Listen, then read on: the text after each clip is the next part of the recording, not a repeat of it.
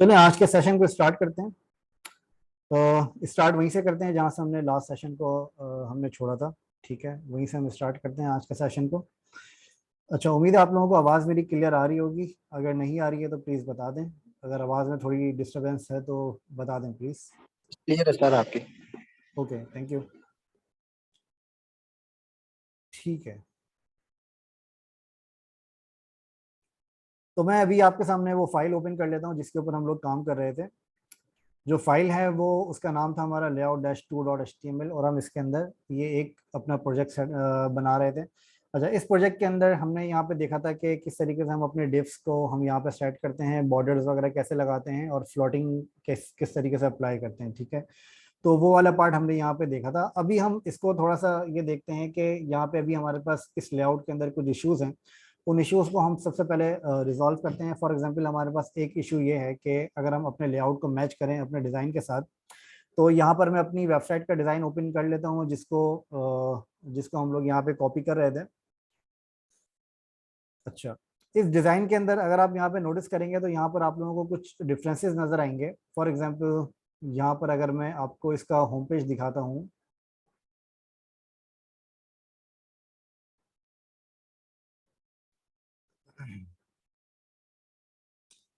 मैं इसका वो होम पेज देख लेता हूँ जिसके ऊपर हम लोग काम कर रहे थे। जी हाँ, ये रहा।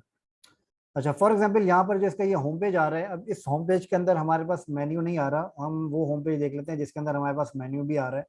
तो ये वाला जैसे फॉर एग्जांपल होम पेज है जिसको हम यहाँ पे बना रहे थे, और इसके अंदर आपको यहाँ पे जो ये हेडर वाला हमारा एरिया है, इस एरिया के अंदर आपको डिज़ाइन के अंदर काफ़ी ज़्यादा डिफरेंसेस नज़र आएंगे, जो कि इसके अंदर इसकी विड्थ, फॉन्ट साइजेस और इसकी स्पेसेस वगैरह के काफ़ी सारे इश्यूज हैं इसके अंदर। ठीक है, इनको हम सबसे पहले रिजॉल्व करते हैं इन इश्यूज को, जो कि रिजॉल्व करने के लिए सिंपली आपको क्या करना है, सबसे पहले आप अपने layout.css को आप ओपन करते हैं। और इसको ओपन करने के बाद जो हमने यहाँ पे अलग अलग बॉर्डर्स हमने लगाए हुए थे, सबसे पहले हम उन बॉर्डर्स को यहाँ से हटा देते हैं ताकि हमारा लेआउट जो है वो थोड़ा सा क्लीन हो जाए। ठीक है, अच्छा, बॉर्डर्स हमने एक बॉर्डर हमने यहाँ पे हटा दिया। फिर इसके अलावा हमारे पास एक बॉर्डर हमने लगाया था जो कि हमारा कंटेनर के अंदर था बॉर्डर। ठीक है, कंटेनर वाला बॉर्डर भी हमने यहाँ से रिमूव कर दिया। और इसके अलावा अब एक बॉर्डर हमारे पास बचा है जो कि हमारे पास मेन्यू का बॉर्डर है। ठीक है, इसको भी हम यहाँ से हटा देते हैं, क्योंकि अब ये वाली चीज़ आपको क्लियर हो गई है कि मेन्यू का की विड्थ हमारे पास कितनी है और इसको हमें किस तरीके से विड्थ वगैरह हमें डिवाइड करनी चाहिए। ठीक है, तो ये वाला पार्ट आपका क्लियर हो गया। अच्छा, अब अगर हम इसको यहाँ पर देखते हैं तो सबसे पहले तो इसके अंदर डिफरेंस ये है कि आपका जो यहाँ पे मेन्यू है, ये मेन्यू आपका इसके ऊपर आ रहा है ना कि इसके बाहर आ रहा है। ठीक है, अगर आप यहाँ पे अपने डिज़ाइन को यहाँ पे देखें तो इस डिज़ाइन के अंदर आपको ये जो मेन्यू वाला पार्ट आ रहा है, जो आपका ये हेडर वाला पार्ट है, ये वाला पार्ट आपका इस सेक्शन के ऊपर आ रहा है। ठीक है, तो इसको ऊपर लाने के लिए हम सिंपल क्या करते हैं कि अगर आप यहाँ पे इस सेक्शन को अगर आप मार्जिन टॉप अप्लाई करें, फॉर एग्जाम्पल हमारे पास जो हेडर है, इस हेडर का हमारा जो साइज है, वो साइज अगर हम यहाँ पे नोटिस करें तो इसका जो साइज हमारा यहाँ पे बनता है, वो साइज हमारा यहाँ पे बनता है 53। ठीक है, तो इस 53 के साइज को अगर हम यहाँ पे नोटिस करें तो इस 53 के साइज को अगर हम यहाँ पे डिफाइन करें, फॉर एग्जाम्पल हाइट हमारी है 53। ठीक है, हाइट हमने यहाँ पे डिफाइन करी 53 पिक्सल, और इस हेडर को अगर मैं बॉर्डर देता हूँ तो आपको यहाँ पे नजर आएगी कि इसकी 50 पिक्सल हाइट हमारी डिफाइन हो गई है।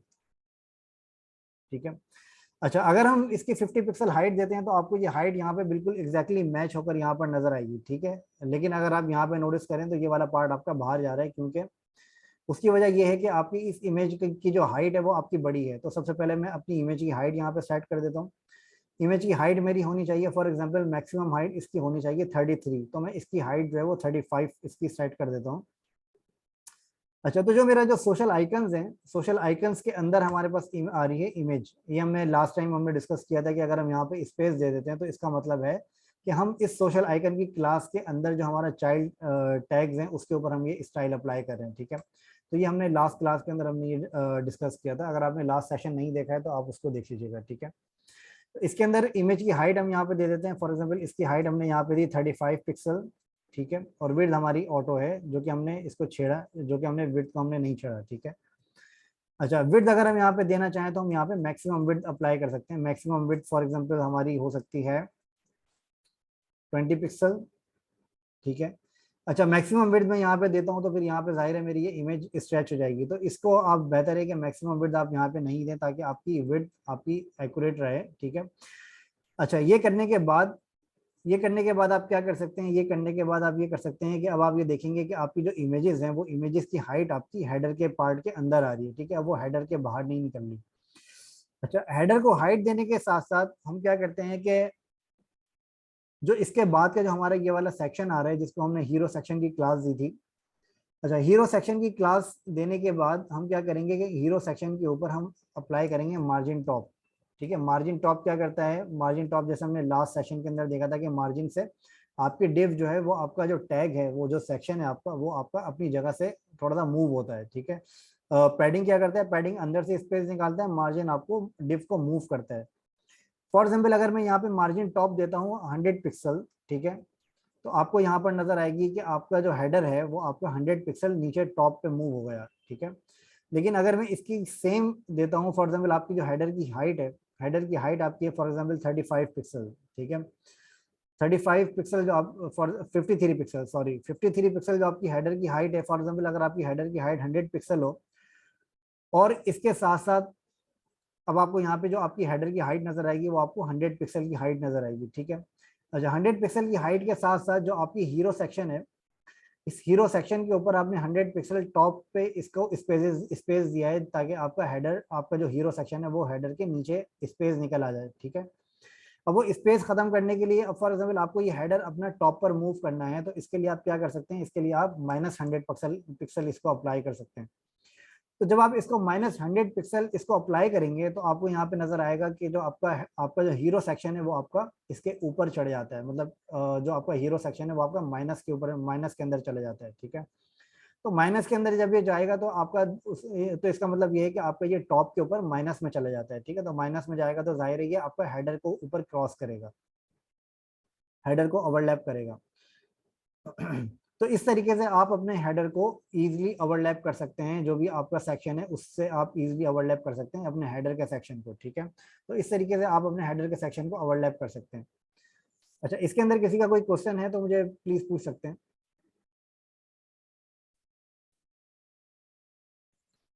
सर जो हमने हेडर सेक्शन बनाया था तो उसको अगर हम सेक्शन हीरो सेक्शन के अंदर ही रख देते हैं तो वो ठीक नहीं रहेगा? अच्छा उसको हमने, जैसे मैंने पुराने सेशंस के अंदर आपको इसका बताया था, वजह बताई थी कि हमने हमने इसको हीरो सेक्शन के अंदर क्यों नहीं रखा।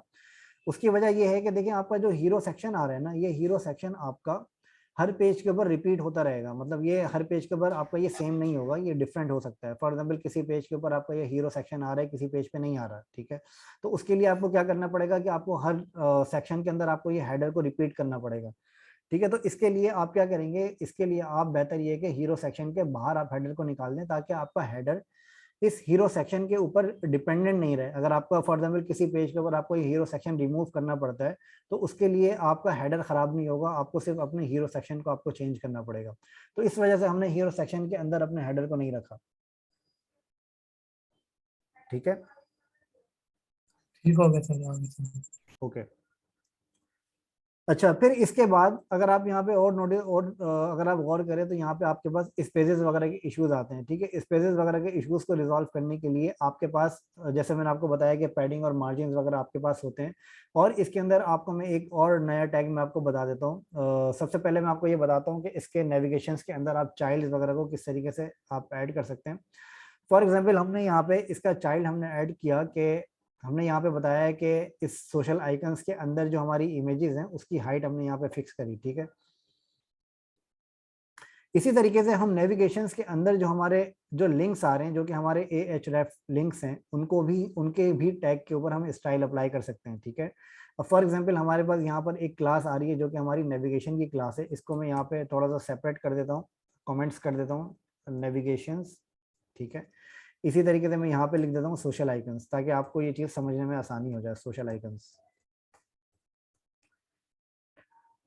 ठीक है। यहाँ पे हमने अपना हेडर कर दिया और यहाँ पे हमने अपना हेडर एंड कर दिया। फिर इसके अंदर हमने इसको अलग अलग डिवाइड कर दिया। फॉर एग्जांपल ये हमारा लोगो आ गया और ये हमारा नेविगेशन बार, नेविगेशन वाला सेक्शन आ गया और ये हमारा सोशल आइकन्स वाला सेक्शन आ गया। अब जैसे हमने यहाँ पे बताया कि सोशल आइकन्स के अंदर हम यहाँ पे इमेज की हाइट हमने यहाँ पे अप्लाई करी। अब इसके अंदर फॉर एग्जाम्पल अगर हमें नेविगेशन के अंदर अगर हमें ए के ऊपर अगर हमें लिंक अगर हमें कोई स्टाइल अप्लाई करना है तो वो हम कैसे करेंगे, सिंपल यहाँ पे नेविगेशन को हम यहाँ पे लिखेंगे, नेविगेशन की क्लास हमने डिफाइन करी, फिर हमने बताया इसका जो चाइल्ड है उसका जो टैग का नाम है वो है ए, ठीक है। अगर आप इसके टैग का नाम देखेंगे तो वो आपको नजर आएगा ए, ठीक है। तो ए हमने बताया कि नेविगेशन के अंदर जितने भी ए आ रहे हैं, मतलब ए एच रेफ आ रहे हैं, उनके ऊपर हम यहाँ पे स्टाइल अप्लाई करना चाह रहे हैं। फॉर एग्जांपल आपको समझाने के लिए मैं ऐड कर रहा हूँ बॉर्डर सॉलिड 1 पिक्सल रेड, ठीक है। तो अब आपको यहाँ पे ए के ऊपर आपको यहाँ पे बॉर्डर अप्लाई हुआ हुआ नजर आएगा, जो भी आपके नेविगेशन के अंदर आपके पास जो ए आ रहे हैं उन सब के ऊपर, ठीक है। अच्छा, यहाँ पर मैं बताता हूँ कि जो नेविगेशन ए जो आपका आता है, अच्छा इसके अंदर जब आप दूसरे मल्टीपल टैग्स की जब आप बात करते हैं ना, तो इसके अंदर टैग्स की आपकी कुछ अलग अलग प्रॉपर्टीज होती हैं जो कि ब्राउजर बाय डिफॉल्ट अप्लाई कर रहा होता है।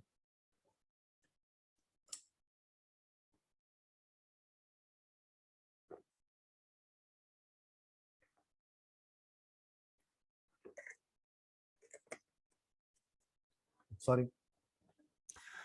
अच्छा, हमारे पास कुछ कुछ जो है वो टैग्स की प्रॉपर्टी होती हैं जो कि ब्राउजर बाय डिफॉल्ट अप्लाई कर रहा होता है। फॉर एग्जांपल अगर मैं यहाँ पे आपको दो अलग अलग टैग्स दिखाऊं, फॉर एग्जांपल आपके पास यहाँ पर एक टैग है जो कि डिव है आपका, ठीक है। डिव के ऊपर अगर आप यहाँ पे नोटिस करेंगे तो यहाँ पे आपके जो ब्राउजर बाय डिफॉल्ट अप्लाई कर रहे हैं वो डिव के ऊपर display block by default browser आपका अप्लाई करता है, ठीक है। ये हमने अप्लाई नहीं किया, ये डिफॉल्ट आपका जो ब्राउजर है, जो आप क्रोम यूज कर रहे हैं या फिर आप जो फायरफॉक्स या आप जो इंटरनेट एक्सप्लोरर जो आप यूज करेंगे, वो ये वाली प्रॉपर्टीज जो आपको यहाँ पे नजर आएगी यूजर एजेंट स्टाइल के अंदर, तो जो ये वाली प्रॉपर्टीज आपकी होती हैं, ये वाली प्रॉपर्टीज बाय डिफॉल्ट आपका ब्राउजर अप्लाई कर रहा होता है, ठीक है। तो इसको ओवरराइड करने के लिए आप क्या करते हैं, इसको ओवरराइड करने के लिए आप इस डिव को अगर आप यहाँ पे अलग से डिफाइन कर देंगे तो ये वाली प्रॉपर्टीज आपकी ओवरराइड हो जाती है। फॉर एग्जाम्पल आप यहाँ पे डिव को डिस्प्ले ब्लॉक के बजाय आप यहाँ पे डिस्प्ले इनलाइन ब्लॉक कर देते हैं, ठीक है, या आप इसको डिस्प्ले इनलाइन कर देते हैं, सॉरी,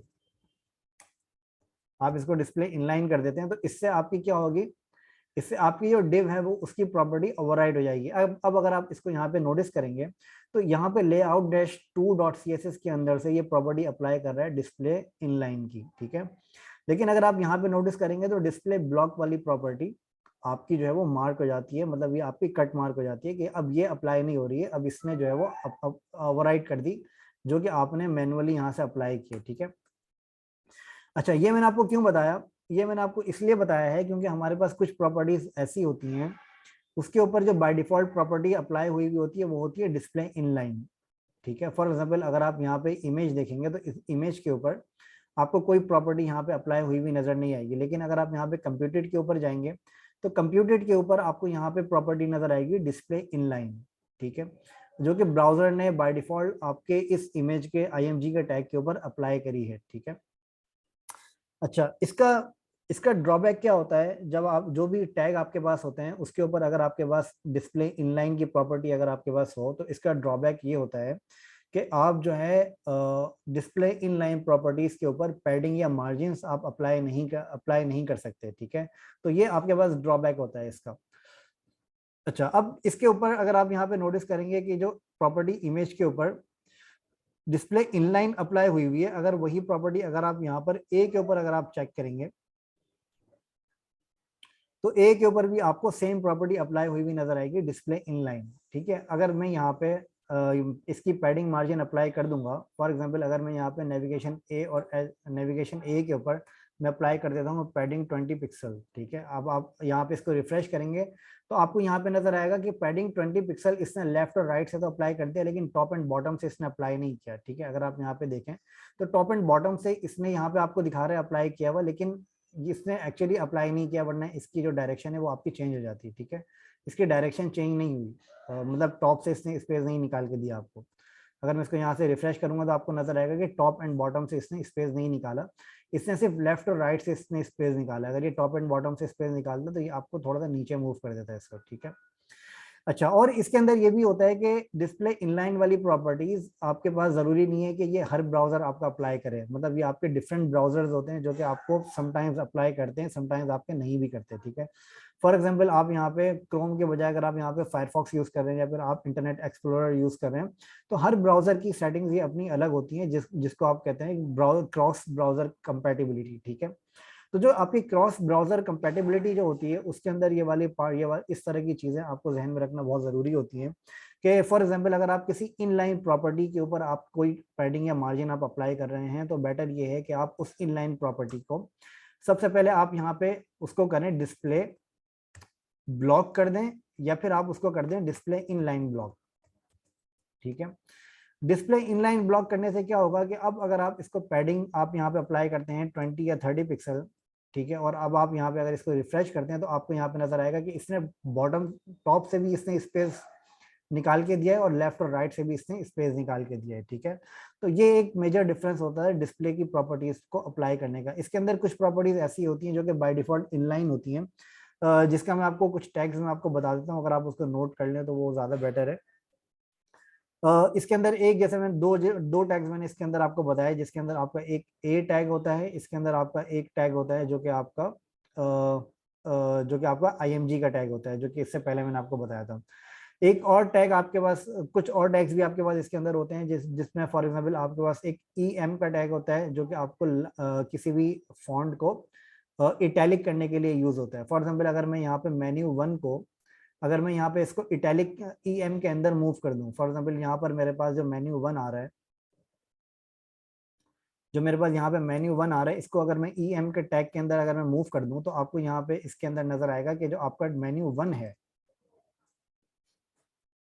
जो आपका मेन्यू 1 आ रहा है, ये आपका, अगर मैं यहाँ पे इसको रिफ्रेश करूं तो ये आपको मेन्यू 1 आपको इटैलिक हुआ हुआ नजर आएगा। अगर आप इसके फॉन्ट स्टाइल को गौर करें तो ये आपको टेढ़ा नजर आएगा मेन्यू 1, ठीक है। तो ये आपका इटैलिक व्यू होता है जो कि आपको EM से आप इसको करते हैं। जो पुराने HTML के वर्जन थे उसके अंदर ये EM नहीं होता था, उसके अंदर आपके पास आई का टैग होता था जो कि आपका इटैलिक होता था, ठीक है। तो इसके अंदर अब जो हमारे पास टैग होता है वो होता है EM का, ठीक है।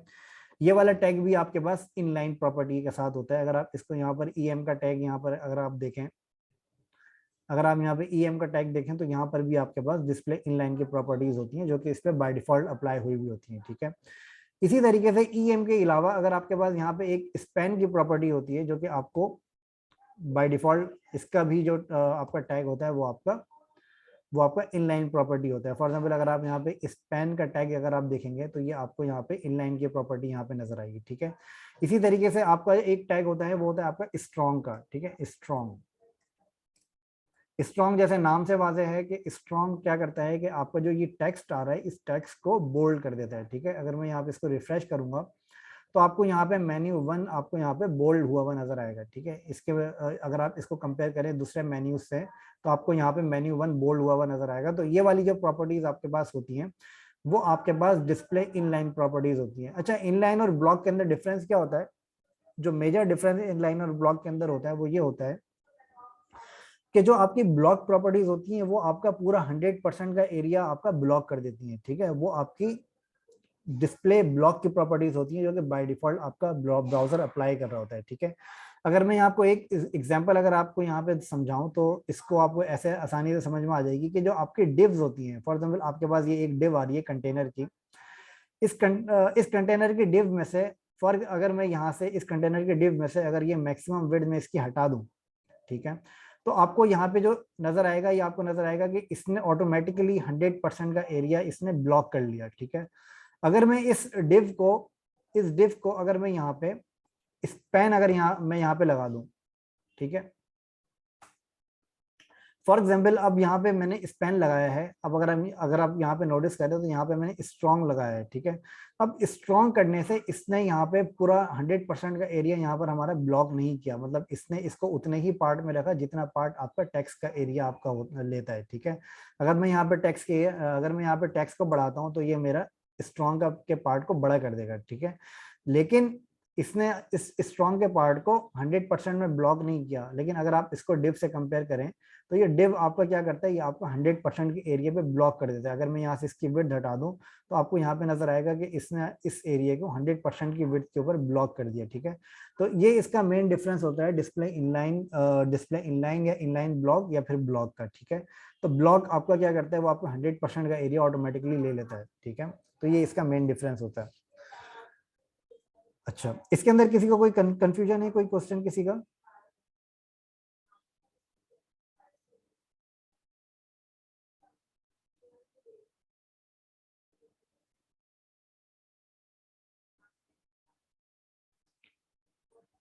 किसी का कोई क्वेश्चन नहीं है इसके हवाले से? ठीक है, ओके, तो इसको आगे लेके चलते हैं।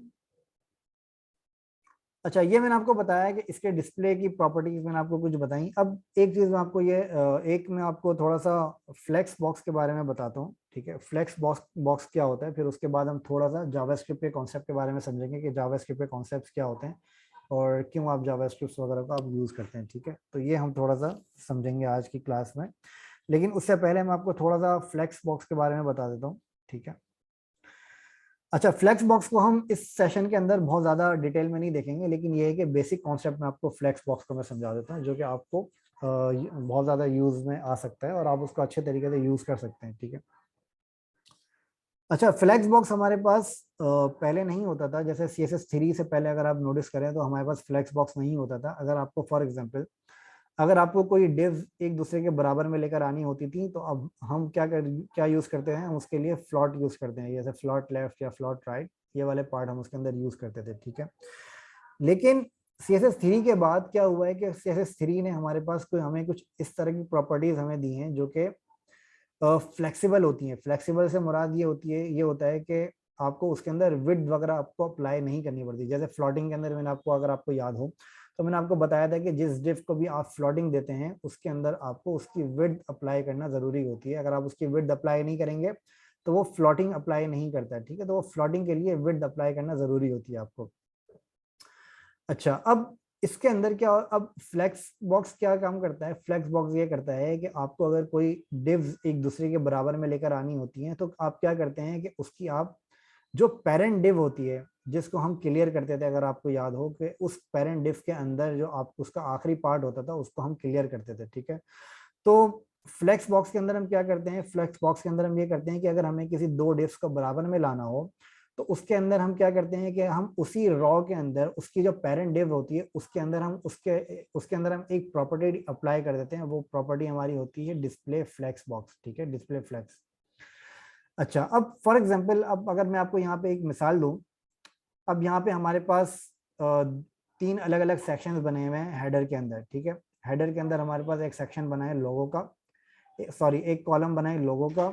लोगो के अंदर हमारे पास एक कॉलम बना है नेविगेशन का, और नेविगेशन के बाद हमारे पास एक कॉलम बना है सोशल आइकन्स का, जो कि हमारे पास ये तीन अलग अलग कॉलम्स हैं, ठीक है। ये तीन अलग अलग कॉलम्स है और इनको एक दूसरे के बराबर में लाने के लिए हमने क्या किया है, हमने इनके ऊपर विड्थ भी अप्लाई करी है और इसके ऊपर फ्लोटिंग भी अप्लाई करी है, ठीक है। और इसके बाद हमने इसको यहाँ पर क्लियर भी किया है। अगर आप यहाँ पे नोटिस करें तो हमने यहाँ पे इसको क्लियर भी अप्लाई किया है, जो कि हमने पिछले सेशंस के अंदर देखा था कि हमने क्लियर इसको क्यों अप्लाई किया। अच्छा, अब फॉर एग्जांपल अगर हमें इसको फ्लोटिंग अप्लाई नहीं करनी और हमें इसको एक दूसरे के बराबर में लेकर आना है तो उसके लिए हम क्या कर सकते हैं, उसके लिए हमारे पास एक ऑप्शन ये होता है कि सबसे पहले मैं इसके ऊपर क्या करता हूँ, मैंने विड्थ रिमूव कर दी, ठीक है। विड्थ रिमूव करने के साथ साथ मैंने इसके अंदर फ्लोटिंग मैंने रिमूव कर दी, ठीक है। ये करने के बाद अगर मैं यहाँ पे इसको रिफ्रेश करूंगा तो रिफ्रेश करने के बाद आपको ये नजर आएगा कि ये एक दूसरे के नीचे लेकर आ गया। मतलब पहले इसने लोगो को अप्लाई कर दिया, लोगो के बाद इसने मेन्यू को अप्लाई किया, फिर मेन्यू के बाद इसने सोशल आइकन्स को अप्लाई कर दिया, ठीक है। तो ब्राउजर ने हमारे हमारे हमें कुछ इस तरह का रिजल्ट दिया है जब हमने इसको फ्लोटिंग और विड्थ हमने इस पे से हटा दी, ठीक है। लेकिन अगर हमें इसको एक दूसरे के बराबर में लेकर आना है तो उसका फ्लोटिंग से बेहतर तरीका जो इसका है वो ये है कि आप इसके ऊपर क्या करेंगे, जो इसकी जो पेरेंट डिव है, पेरेंट डिव इसकी कौन सी है, पेरेंट डिव इसकी है कंटेनर, ठीक है। हम क्या करेंगे, कंटेनर के बजाय हम ये करेंगे कि हम एक और डिव यहाँ पे बनाएंगे और इस डिव के ऊपर हम एक क्लास अप्लाई करेंगे रॉ की, ठीक है। अच्छा, अब ये जो रॉ की क्लास है हमारी, इस बजाय इसके कि हम कंटेनर की क्लास को छेड़ें, ताकि ये क्योंकि ये दूसरे सेक्शंस को भी खराब कर देगा, क्योंकि हमारी ये जो कंटेनर की क्लास है, ये वाली क्लास हमारी दूसरे सेक्शंस के अंदर भी यूज हो रही है। जैसे कि मैंने आपको बताया था कि हमारी इस सेक्शन के अंदर भी यूज हो रही है, हेडर के अंदर भी यूज हो रही है, और इसके अलावा जो हम नीचे सेक्शंस बनाएंगे उनके अंदर भी हम कंटेनर की क्लास को हम यूज कर सकते हैं। तो हमने उसको रीयूजेबल पॉइंट ऑफ व्यू से बनाया है, ठीक है। अच्छा, इसको फ्लेक्स बॉक्स अप्लाई करने के लिए हम क्या करते हैं, हम पेरेंट डिफ के ऊपर अप्लाई करते हैं। पेरेंट डिफ हम का मतलब ये है कि जो आपके 3 या आपके पास जो 1 से ज्यादा कॉलम्स हैं, वो कॉलम्स आपके पास रॉ की डिफ के अंदर होने चाहिए, ठीक है। रॉ की डिफ का मतलब है कि वो पेरेंट डिफ के अंदर होने चाहिए। अब पेरेंट डिफ आपकी ऐसी होनी चाहिए कि उसको एडिट करने से दूसरी डिव्स आपके खराब नहीं हो, ठीक है। तो इसलिए हमने क्या किया, इसलिए हमने ये किया कि हमने कंटेनर के बजाय हमने एक अलग डिव बनाई जिसके ऊपर हमने क्लास अप्लाई करी रॉ की। और हम क्या करते हैं, रॉ के बजाय आप इसको फ्लेक्स बॉक्स भी आप बना सकते हैं, फ्लेक्स बॉक्स की आप क्लास अप्लाई कर सकते हैं। और आप क्या कर सकते हैं कि आप यहाँ पे एक ओपन क्लास बनाते हैं फ्लेक्स बॉक्स के, कि जिसके ऊपर भी आप फ्लेक्स बॉक्स अप्लाई करें उसके ऊपर आपका ये वाला स्टाइल आपका अप्लाई हो जाना चाहिए। अब फ्लेक्स बॉक्स की क्लास है ओपन बना देता हूँ, जो कि मैं किसी के ऊपर भी अप्लाई कर सकता हूँ। इसके ऊपर जो इसकी प्रॉपर्टी होती है वो होती है डिस्प्ले फ्लेक्स, ठीक है। ये इसकी प्रॉपर्टी होती है डिस्प्ले फ्लेक्स। अब अगर मैं इसको यहाँ पे रिफ्रेश करूंगा, तो रिफ्रेश करने के बाद आपको यहाँ पर नजर आएगा कि अच्छा, इसने अप्लाई नहीं किया क्योंकि यहाँ पर मेरी फ्लेक्स बॉक्स की स्पेलिंग मिस्टेक है। अच्छा, अब अगर मैं यहाँ पे इसको रिफ्रेश करूंगा, तो रिफ्रेश करने के बाद आपको यहाँ पे नजर आएगा कि ये वाले डिव्स हमारी एक दूसरे के बराबर में आ गई हैं, ठीक है। आपको यहाँ पे नजर आएगा कि लोगों के बराबर में आपके पास मेन्यू आ गया, मेन्यू के बराबर में आपके पास सोशल आइकन्स आ गए। तो मतलब ये एक दूसरे के बराबर में आ गई आपके पास ये वाली डिव्स। सिर्फ हमने क्या किया है कि हमने ये किया कि हमने फ्लोटिंग रिमूव करके हमने जो पेरेंट डिव है उसके ऊपर हमने फ्लेक्स बॉक्स की का स्टाइल हमने अप्लाई कर दिया, ठीक है। अच्छा, जरूरी नहीं है कि ये स्टाइल आप सेपरेटली अप्लाई करें, ये स्टाइल आप पेरेंट डिव के ऊपर अप्लाई कर सकते हैं, चाहे वो कोई सी भी क्लास हो, ये उसके ऊपर आप अप्लाई कर सकते हैं। तो ये मैंने सिर्फ एक एग्जांपल के तौर पे फ्लेक्स बॉक्स की एक ओपन क्लास बनाई है कि आप जिसके ऊपर भी ये फ्लेक्स बॉक्स अप्लाई करेंगे वो ऑटोमेटिकली एक दूसरे के, उसके जो चाइल्ड डिव्स हैं वो ऑटोमेटिकली एक दूसरे के बराबर में आ जाएंगी, ठीक है। अच्छा, अब इसके अंदर क्या होता है कि इसके अंदर आपके पास एक, अब आपको इसकी विड्थ अप्लाई करनी पड़ती है। विड्थ अप्लाई करने के लिए फ्लेक्स बॉक्स के अंदर जो आपके चिल्ड्रन होते हैं, उन चिल्ड्रन के ऊपर विड्थ का एट्रीब्यूट काम नहीं करता। अगर आप उसको अप्लाई करने की कोशिश करेंगे तो विड्थ का एट्रीब्यूट काम नहीं करता जो इसके चिल्ड्रन होते हैं। फॉर एग्जाम्पल, फ्लेक्स बॉक्स का चिल्ड्रन क्या है, फ्लेक्स बॉक्स का चिल्ड्रन है लोगो। अब अगर मैं यहाँ पे लोगो की विड्थ अप्लाई करूंगा, फॉर एग्जाम्पल 200 पिक्सल, तो यहाँ पे ये आपको 200 पिक्सल की विड्थ तो अप्लाई करके दे देगा यहाँ पे। लेकिन क्या करेगा ये आपके दूसरे ब्राउजर जो हैं वो आपको इस विड्थ को, समटाइम्स ऐसा होता है कि वो इस विड्थ को सपोर्ट नहीं करते। वो क्यों सपोर्ट नहीं करते, वो इसलिए सपोर्ट नहीं करते क्योंकि ये फ्लेक्स बॉक्स के अंदर जो इसकी विड्थ होती है वो फ्लेक्सिबल होनी चाहिए। अब फॉर एग्जाम्पल, अगर आप यहाँ पे इसकी डिव का साइज अगर आप बढ़ाते हैं तो यहाँ पर इस डिव के साइज के अंदर चेंजेस आ सकती हैं। फॉर एग्जाम्पल, अगर मैं यहाँ पे इस डिव का साइज में यहाँ पे रख देता हूँ, इस डिव का साइज में यहाँ पे रख देता हूँ फॉर एग्जाम्पल 30%, ठीक है। 30% मैंने या 25% मैंने इस डिव का साइज रख देता हूँ, ठीक है। 25% मैंने इस डिव का साइज रखा, और इसके बाद मैंने 25% मैंने इस डिव का साइज रखा। फॉर एग्जाम्पल, यहाँ पर मैं इसका साइज रख देता हूँ विड्थ 25%, ठीक है। अच्छा, अब यहाँ पे क्या हुआ कि 25% मैंने इसका साइज रख दिया और 25% मैंने इसका साइज रख दिया, जो कि मुझे थोड़ा सा बड़ा लग रहा है। मैं इसको 25% के बजाय मैं इसको 20% कर देता हूँ, और लोगों को मैं 25% के बजाय इसको भी मैं 20% में कर देता हूँ, ठीक है। अच्छा, अब ये वाला साइज थोड़ा सा बेटर मुझे लग रहा है। लेकिन अब इसके अंदर अगर आप नोटिस करें तो नेविगेशन का साइज हमने डिफाइन नहीं किया, लेकिन नेविगेशन का साइज ऑटोमेटिकली इसने यहाँ पर फिक्स कर दिया, ठीक है। लेकिन अगर आप यहाँ पे नोटिस करेंगे तो यहाँ पे फ्लेक्स बॉक्स का साइज अभी भी बाकी है, जो कि अगर आप यहाँ पे आखिर में देखेंगे तो ब्लू कलर का आपको आखिर में एक बॉक्स नजर आ रहा है। यहाँ पे अगर आप यहाँ पे नोटिस करें तो यहाँ पे ब्लू कलर का एक बॉक्स आपको यहाँ पे नजर आ रहा है, जो कि ये बता रहा है कि ये वाला साइज आपका अभी कवर नहीं हुआ। तो इस साइज को कवर करने के लिए आप क्या करेंगे, आप नेविगेशन के ऊपर जो 20% एंड 20% प्लस 40% हो गया, और 100% में से अगर आप 40% को माइनस करें तो वो जो आपका 60% आपका बचता है वो आप यहाँ पे अप्लाई कर देंगे 60%, ठीक है, 60% हमने यहाँ पे अप्लाई कर दिया।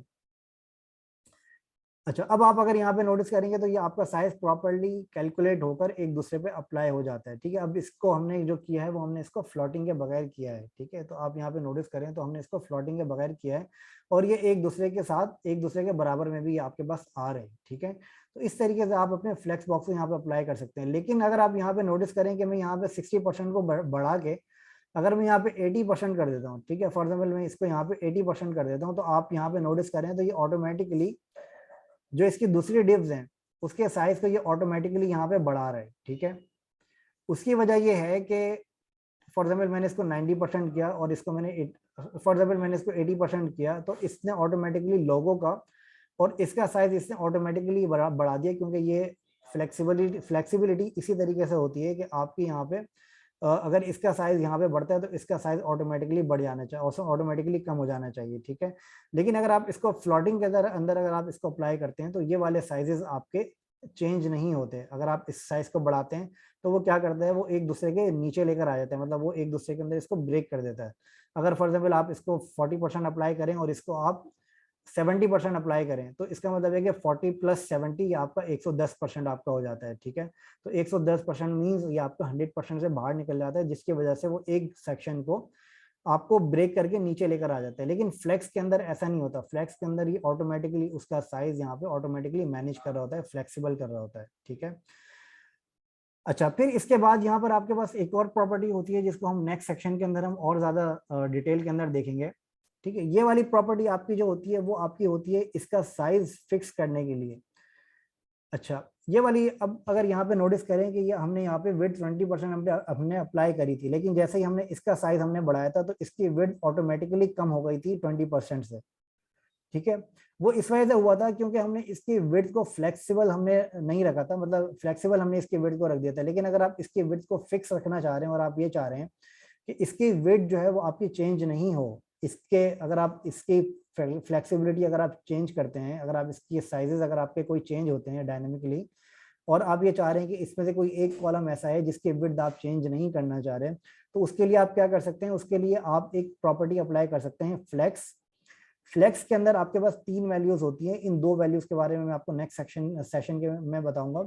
लेकिन ये जो आपके पास एक वैल्यू होती है 180, ये जो आपके पास थर्ड वैल्यू होती है, इसके थ्रू आप क्या कर सकते हैं कि इसकी विड्थ को आप फिक्स कर सकते हैं, फिर आपकी विड्थ आपकी ये चेंज नहीं होगी। अब फॉर एग्जांपल अगर मैं यहाँ पे जो मेरा नेविगेशन है अगर मैं इसके विड्थ को यहाँ पे बढ़ाता भी हूँ, ठीक है, तो आपके लोगों की विड्थ यहाँ पे चेंज नहीं होगी, वो आपकी 80 ही रहेगी। लेकिन अगर मैं यहाँ पे लोगों की विड्थ में से अगर मैं यहाँ पे फ्लेक्स हटा देता हूँ और फिर यहाँ पे अगर मैं नेविगेशन को अगर मैं यहाँ पे चेंज करता हूँ तो आपको यहाँ पे क्लियरली नजर आएगा लोगों की विड्थ यहाँ पे ऑटोमेटिकली चेंज हो रही है, ठीक है। ये देखें, अगर ये लोगों की विड्थ को ऑटोमेटिकली चेंज कर रहा है, जबकि मैं लोगों के विड्थ को मैं चेंज नहीं कर रहा, मैं यहाँ पे जो चेंज कर रहा हूँ वो मैं यहाँ पे नेविगेशन की विड्थ को मैं चेंज कर रहा हूँ, ठीक है। तो इस वजह से ये यहाँ पे हम इसकी डिफरेंट प्रॉपर्टी यूज करते हैं जो कि हमें फ्लेक्सिबिलिटी के लिए फ्लेक्स बॉक्स हमें देता है, जो कि हम फ्लेक्स के साथ यूज करते हैं, जिसके अंदर हमारी जो थर्ड वैल्यू होती है वो होती है हमारी इसकी फिक्स विड्थ जो आपको रखनी होती है, वो यहाँ पर हम यहाँ पर डिफाइन करते हैं, ठीक है। अच्छा, इस सेशन को यहाँ पर हम इसको खत्म करते हैं। इसको मैं थोड़ा सा आपको जावास्क्रिप्ट के बारे में थोड़ा सा ब्रीफ थोड़ा सा मैं दे देता हूँ। अच्छा, इसी वीडियो को दोबारा ज्वाइन कर लें, 5 मिनट का हम जावास्क्रिप्ट का ब्रीफ लेते हैं, फिर उसके बाद हम इस सेशन को खत्म करेंगे और आपके फिर मैं क्वेश्चंस थोड़े से मैं ले लेता हूँ, ठीक है। इसी वीडियो को आप इसी सेशन को आप लोग दोबारा ज्वाइन कर लें। थैंक यू, अल्लाह हाफिज़।